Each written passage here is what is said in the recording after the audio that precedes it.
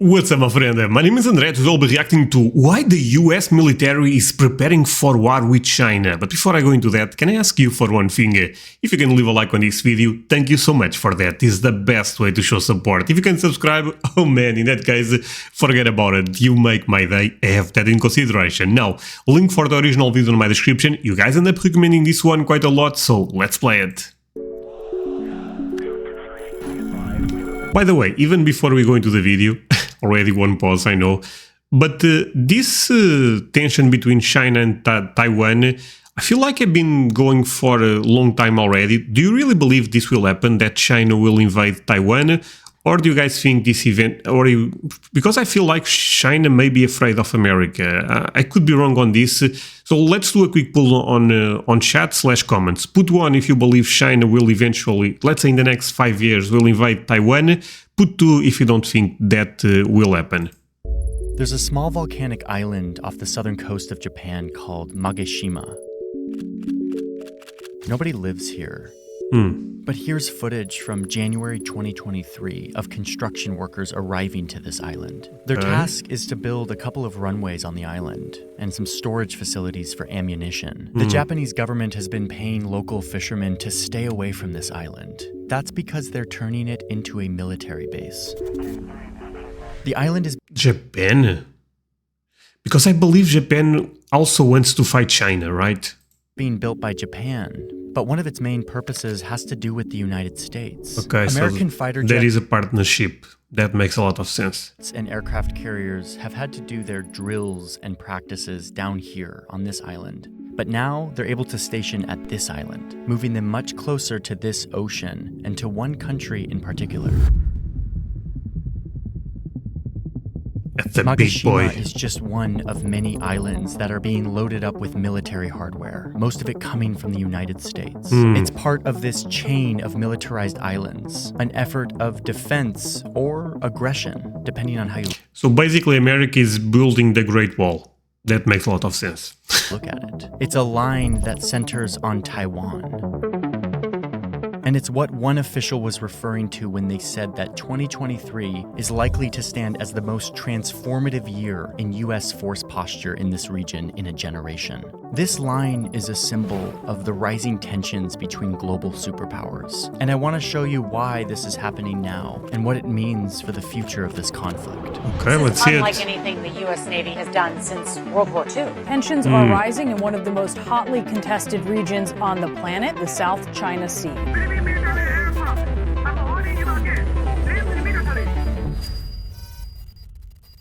So this is a bit scary, I have to say it. I was joking a bit, but if there is actually war between China and America, I feel like that can actually start World War III.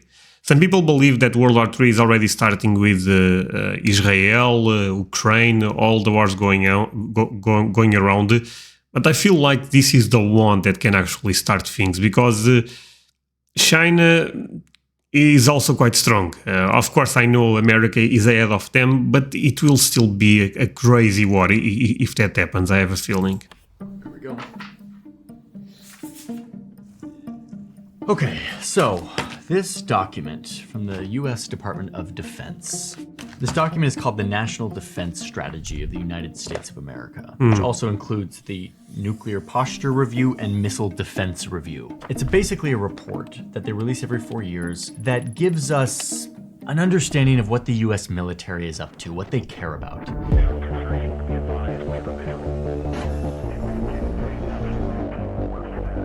But this year's is more detailed than normal. The document focuses a lot on China. If China threatens our sovereignty, concerns directly with China. The DoD says that China, quote, Man, I don't know if Joe Biden is the best president to be handling this. I don't know, he seems a bit old, you know, he's... Maybe you guys disagree, but... remains our most consequential strategic competitor for coming decades. Why? Because, the Pentagon says, China is bullying its neighbors to, quote, reshape the region and the international system to fit its authoritarian preferences. Now, remember that the United States, who spends loads on its military, has set the rules for our global order, how we trade, what political systems we favor, who participates in the system, and now we see a country that wants to dethrone them, to create a new system based on other values and other rules. Okay, am I the only one that thinks that the China president looks like Winnie the Pooh? Sorry for that random pause, but actually, in the system, and now take a look at we that. see a country that wants to dethrone them, to create a new system based on other values. It looks kind of cute, you know, in the sense that cute like Winnie the Pooh, not never mind. And other rules. And what scares the US military is that China is rapidly modernizing and expanding their military. China's military is growing incredibly fast. Like, they deploy the equivalent of an entire new British Navy every 4 years. Every 4 years, it's like new British Navy, like new Royal Navy every 4 years. Yeah, they're just growing very quickly. This report is concerned about China's growing strength and military footprint. The scary thing is we actually do not know for sure how strong China is right now, right? Because the government probably puts a lot of fake news out there, and what is really happening probably only the China government knows. I have a feeling. How China is coercing its neighbors, disregarding ocean boundaries, testing missiles, bullying fishing vessels in other countries' waters, building islands and military bases on those islands, and flying over other countries' airspace. And especially in Taiwan, the island that China claims as their own and where the globe gets nearly all of their advanced microchips, which is a topic I made an entire video about. The point is, Taiwan is an Okay, so there is a video about Taiwan microchips. Should I watch that? incredibly important island for the United States. All of this together makes China, quote, the only country that has the intent and power to actually challenge the US-led global order and rewrite global rules and norms, something the US has gotten really comfortable doing over the last 70 years. So this is why the US considers China the most consequential strategic competitor for coming decades. And they've created a plan to respond. And in their words, we cannot delay. They give themselves this 10-year window to implement some major changes. And this is what it looks like. Okay, first things first. The US military is already very present in Asia. We've got about 8,000 troops in Guam. We've got over 100 bases in Japan with about 21,000 American troops on the mainland and 21,000 just in Japan. That's a crazy number. I knew that there is bases in Japan, but I was not aware that so many Americans live there. another 24,000 stationed down here on the Japanese island of Okinawa. Go up to South Korea and you'll find 22,000 US troops. And then you've got the US Navy who operates out of this port in Singapore. This has been the status quo in Asia for decades, and it has been the way that the US has ensured It's really impressive, honestly. security for its allies. And it's kind of mostly worked to help secure American interests and deter conflict. The US has maintained strong alliances in this region. And frankly, the Pentagon has kind of been distracted with other things. 2 wars that happened in the Middle East over the past 20 years. My fellow citizens, my fellow citizens, my fellow citizens. But as those conflicts wind down, and as China militarizes, the Department of Defense says that this status quo, all of these troops in Asia, it's not enough. They talk about this new kind of deterrence. Integrated deterrence. The only kind of military posture that will actually keep China at bay. And this is what it looks like. The smallest part of the strategy has to do with American bases. They're going to reopen a base in Guam and move some troops there. But the majority of this strategy has to do with American allies in Asia.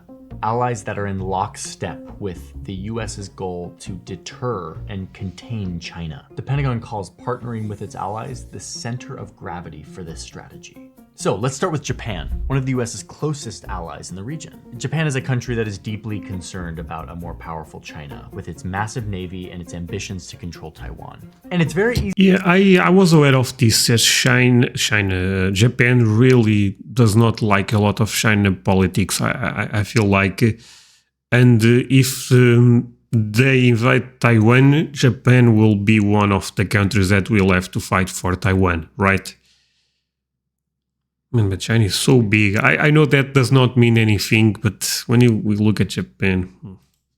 Easy to forget that Japan isn't just this. It's actually all of this. It extends way down here because of all these islands. These islands curve nicely all the way down till they hit Taiwan. All of these are Japanese islands. I mean, if you look at Japan's national defense strategy translated into English. Let me look. Oh man, I was about to read in Japanese, never mind. You will see something that looks strikingly similar to what the Pentagon released. They're both really freaked out about China, and they both are ready to act in lockstep to deter. I also feel one of the reasons that both America and Japan are maybe freaked out about China is because what I said, they do not know for sure what's going on there. I really believe that could be the case. More aggressive China in the region. So it starts up here with that island that we talked about at the beginning, Magashima, this new military base and airstrip to be used by both Japanese and US militaries. Further south is Amami Island, where Japan has recently added long-range missiles and anti-ship missiles. Potentially they're going to add cruise missiles. These are missiles that they're buying from the United States. These are missiles that are definitely in range of the Taiwan Strait. Next to the chain is Okinawa, where the US has a huge presence of tens of thousands of troops already. Japan also has military bases here and is adding even more long-range missiles and electronic warfare units, which are military installations meant to disrupt and deny communication signals. On these two islands down here, they're adding even more long-range missiles, which could potentially be used to attack Chinese naval ships and aircraft. And Japan is placing nearly 600 troops on Ishigaki as well. And finally, okay, quick pause on this one. And let's see if you guys can explain this, because I think this is what I may be not sure of what's going on. Let's say China invades Taiwan. America will fight for Taiwan, or will be more similar to what they are doing in Ukraine, where they give weapons for the people living there to fight the big oppressor. You know, or because if this is China versus America, China will be crazy to invade Taiwan, right? Because if America really does not want, America have the power to stop it. So that's why I'm not sure if this will happen or not, because this seems like a crazy move by China if they do it. But if this is similar to Russia versus Ukraine, I can see a point.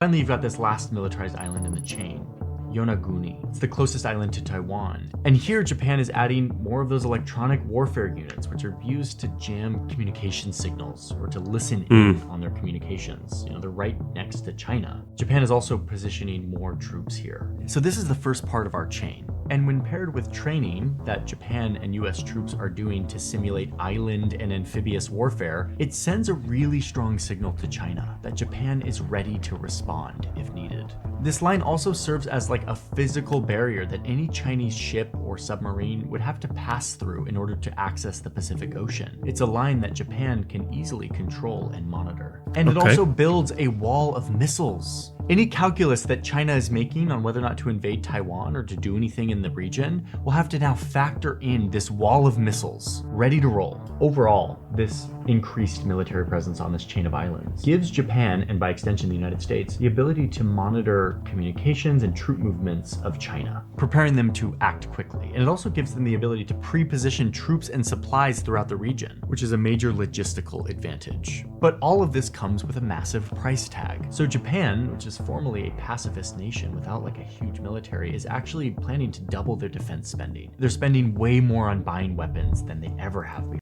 Double? That's crazy. And 97% of those weapons are coming from the United States. Cha-ching, cha-ching. The The island chain strategy continues down here with the Philippines, close to Taiwan and close to the South China Sea. The US knows that it needs to bolster its presence here, but it's not as straightforward as it is in Japan. The Philippines... Okay, you know what can get a bit scary is actually if Russia and China partnership together, this can get really dicey. Am I crazy about that? Was a US colony for decades. It's a very sensitive history. And even after Filipino independence, the US maintained a military presence in the Philippines until like the 90s. And then they eventually kicked out the US, as many saw it as just an enduring legacy of US colonialism. But a more aggressive China has become a major threat to the Philippines. Now listen, I'm not going to go into like a full South China Sea thing here, but just know that China claims all of this as their maritime boundary. It's literally a... Wait, they also want Philippines? ...line with 9 dashes that some Chinese... No, they don't want Philippines, right?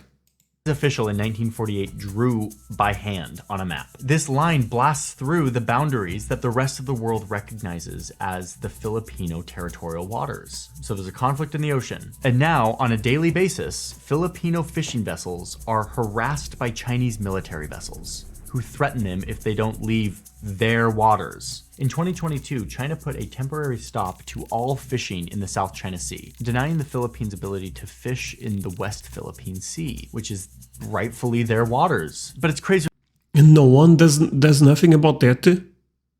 Other than that, the Chinese Navy is like full-blown just bullying the Philippines. They like show up with lasers to harass and blind Filipino ships. I mean, let's remember, the Philippines is a much smaller nation than China and doesn't really have a navy even close to what China has. So now they're in this impossible decision. They have to choose between giving up their sovereignty and fishing rights to their aggressive neighbor, China, or partnering with their former colonizer who also wants to repel China. And in this case, they chose the latter. China has pushed too hard. It's pushed the Philippines in the South China Sea, what they call the West Philippine Sea. But the Philippines I mean, honestly, this is a no-brainer. Just partner with America.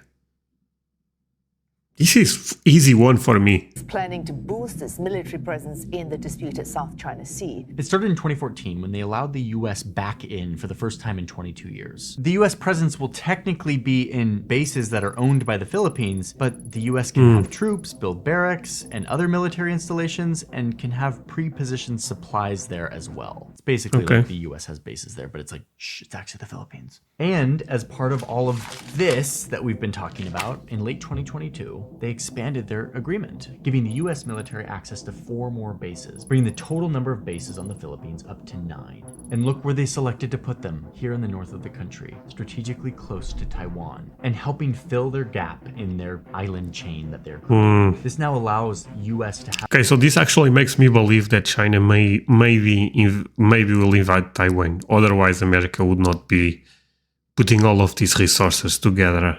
But this can be really crazy if that happens, right? Have a military presence really close to Taiwan. The US trains very closely with their Filipino counterparts, making them ready to respond very quickly to an invasion in Taiwan, while also repelling Chinese bullying of Filipino fishing activity. Okay, so now the island chain is filling out, giving the US and its regional partners a solid blockade to the Pacific. So, you know, one thing, guys, that I also wonder is, okay, America is doing this, but don't you guys think that China maybe be putting the best weapons they have all also right there?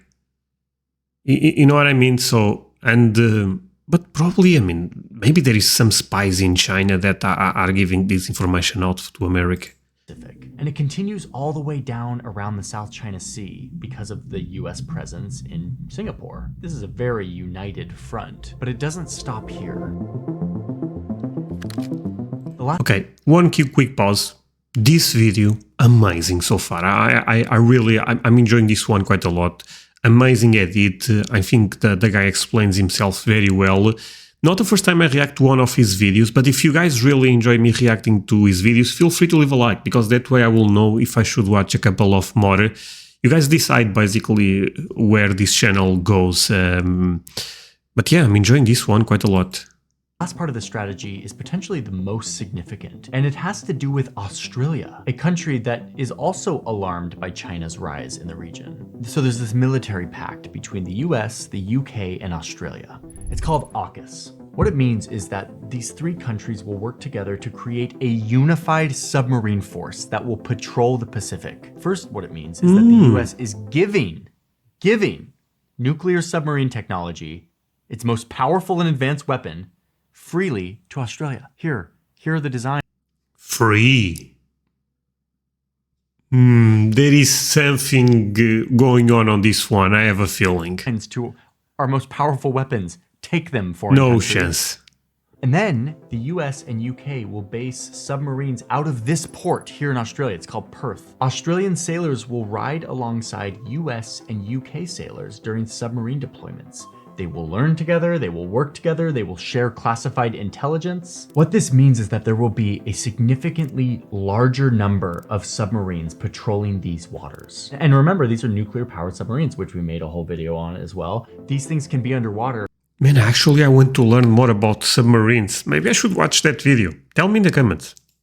4 months. They can go on these long patrols over to Taiwan and the South China Sea. They can close up these key choke points, plugging holes in their growing line against China. Okay. And crucially, we can be pretty damn certain that a lot of these submarines will be carrying nuclear weapons, adding yet another layer of deterring power to an already really powerful line of defense. And if this wasn't enough, Australia is also building a permanent hangar for US B-52 bombers up here in the Tyndall Air Base in northern Australia. These US bombers carry conventional weapons, but they also carry nukes. So now, US bombers carrying nuclear weapons will have a permanent home in Australia. There's going to be a lot more military hardware in the Pacific because of this. Hardware that carries the most powerful and dangerous weapons we have. This is a very aggressive signal to China that the West is ready. So now, if you look at the whole thing, this whole chain, you see how robust this presence is. This is what that military official meant by transformative. The military name for this is the First Island Chain, and it is at the heart of the US and its allies' strategy to counter and contain China. And it's easy to see that this island chain, while protecting a lot of different interests for a lot of different countries, really centers on Taiwan. A major purpose for all of this militarization, the missiles, the subs, the air bases, the troops, is to prepare for conflict in Taiwan. And this is where we get to the paradox of deterrence. You prepare to fight so that you don't have to fight. All of this preparation might be just what is needed for China to decide that it would be too costly to invade Taiwan. Okay, see, this was my point. Maybe now, because of all of this, China will not invade Taiwan. So I asked this at the beginning of the video, but I'm really curious. Put 1 if you think in the next five years China will do it. Put 2 if you think, no, China is not that dumb.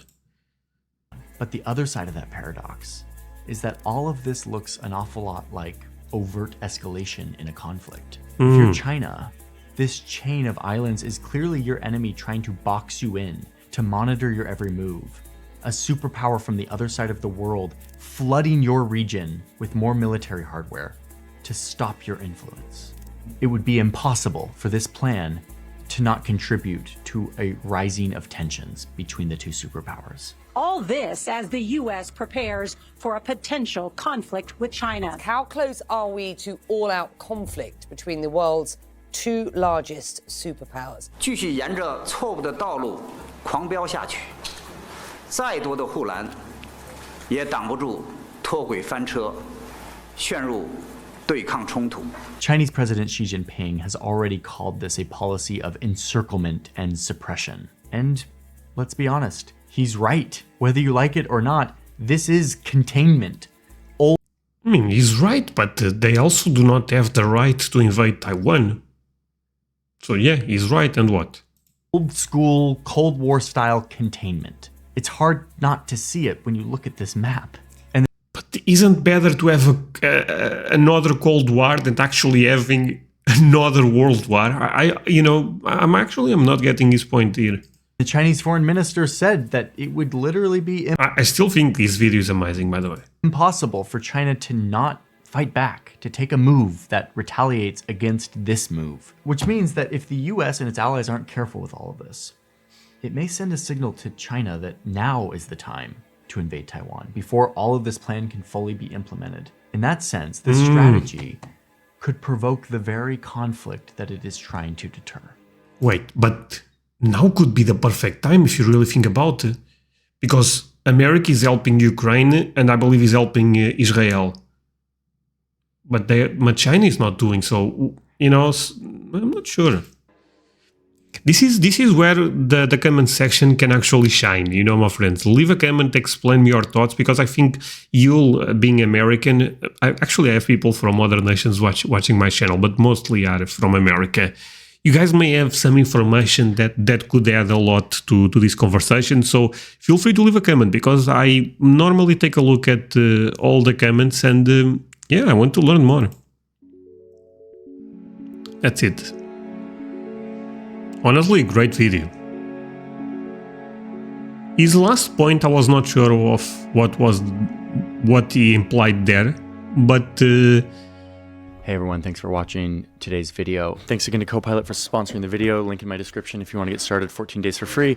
I wanted to tell you about a couple things. Number one, this is a poster and it's why all maps are wrong. And it's a beautiful poster on really nice thick paper with dozens and dozens of map projections. If you're a map nerd like me, this kind of stuff is really fun. We have LUTs and presets that we use to color our videos and photos that we developed with a professional colorist. And if you are interested in joining our community on Patreon, it is called The Newsroom. We publish an extra video there every month where we show you behind the scenes of how we do what we do here in the studio. We're hotboxing the studio. I need more smoke! I'm gonna have Johnny sit there. This is Kyle. Oh my god. Even though you didn't print out any maps. I also publish my scripts there and a lot of stuff, but it's really just a way for you to support what we're trying to do here, independent journalism on YouTube. Thank you for being here. Thank you for watching. Let me know your thoughts on this video, and I look forward to a lively debate in the comments. Have a good day. okay, no, great stuff. I enjoyed the video, even if I did not agree with everything. I enjoyed the video quite a lot.